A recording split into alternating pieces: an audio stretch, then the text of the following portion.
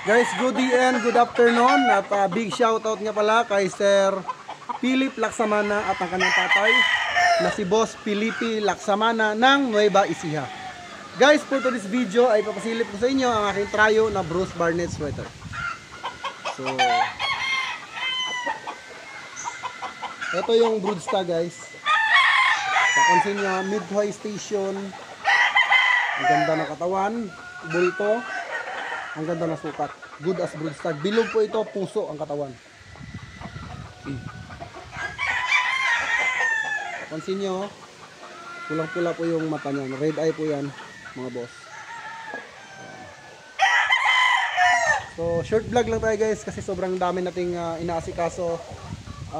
Mula sa extension hanggang sa mga tubo ng mga inahin at sa sisiw. So, talagang bihira tayo makapag-vlog. So guys, this is a Bruce Barnett sweater.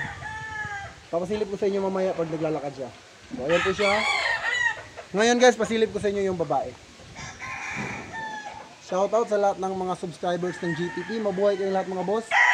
At swerte naman ni Boss Felipe Laksamana, niregaluhan ng trayo ng kanyang anak from Sydney. Niregaluhan ng trayo na Spartan. Okay? So guys, tara, let's go tayo. Proceed tayo sa babae naman. Guys, ito naman yung tulip.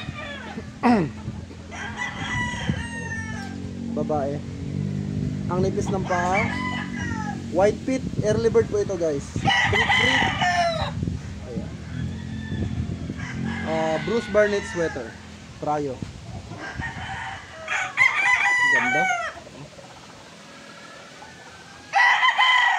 Class A po ito guys.